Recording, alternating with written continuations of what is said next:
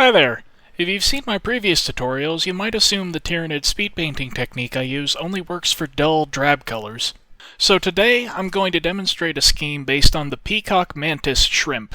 This brightly colored marine predator has what are believed to be the most complex eyes in the animal kingdom, which it uses in concert with highly adapted forelimbs to ambush and either spear or bludgeon its prey to death. Not only do its anatomy and behavior provide a wealth of inspiration for a Tyranid army, but its distinctive coloration and patterning are perfect inspiration for a paint scheme as well. First things first, I've primed a termagant white as normal. However, my first paint is Army Painter Red Tone. Rather than start with the carapace, I'm going to start with applying a coat of red tone to the claws and hooves. Also, while I typically paint Tyranid guns in the same color as the exoskeleton, like Games Workshop used to do, this time I'm going to paint the flesh borer in the same color as the claws and hooves, as in the more modern Games Workshop style. While I'm at it, I also apply red tone to the exposed vents and joints on the model. I'd like it to be more red than pink, so I apply a second coat of red tone to the claws, hooves, and flesh borer. While I leave the single coat of red on the vents and joints here, I later realized I needed to intensify the color a bit, so if you're trying this for yourself, give the vents and joints another coat too. So here it is with the two coats on the claws, hooves, and gun, but only one on the other details. Now, I clean up the exoskeleton with white as needed, in preparation for a wash. The first wash is 2 parts Army Painter Blue Tone, 1 part Army Painter Quickshade Wash Mixing Medium, and 1 part water. I apply this to the entire exoskeleton, but try to keep it off the carapace and claws, hooves, or gun as much as possible. I wick off any excess and set it aside to dry. Well, that wash has dried a little bit blotchy and doesn't look too great. That's okay though, because it has provided strong shading in the recesses.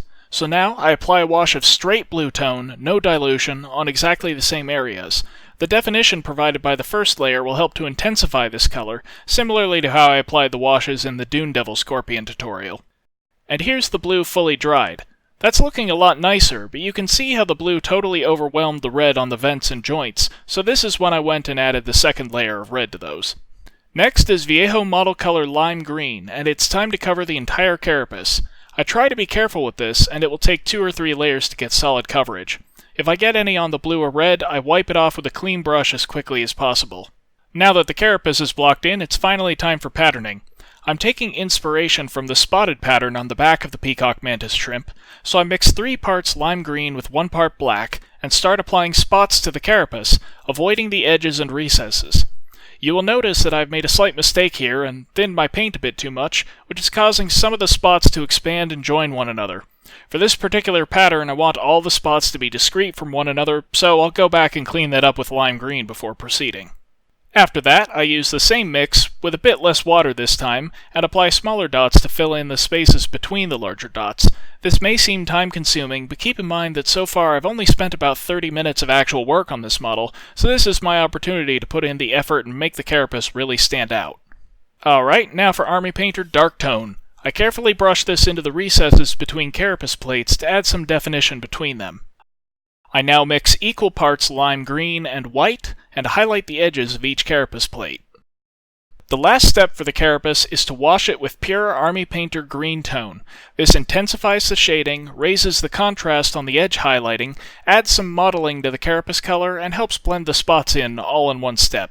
If you were looking to paint the scheme more quickly, you could choose to omit the dark tone and edge highlighting earlier, and rely on this wash to do most of the work. Once it's dry, the model just needs eyes and teeth, done exactly as in my previous videos, followed by a coat of varnish to tie it all together. And here is the finished Peacock Mantis Termagant, with its retina-searing but realistic combination of mottled green, vivid blue, deep purple, and pinkish red. So the main difference here from previous schemes has been to paint the carapace separately from the exoskeleton, which allows me to use very different colors to maximize the contrast. Now I have one more sample scheme coming, after which I'll be diving more into the theory behind designing an interesting but easy to paint color scheme from scratch. So if you enjoyed this video, stay tuned for those, and thanks for watching.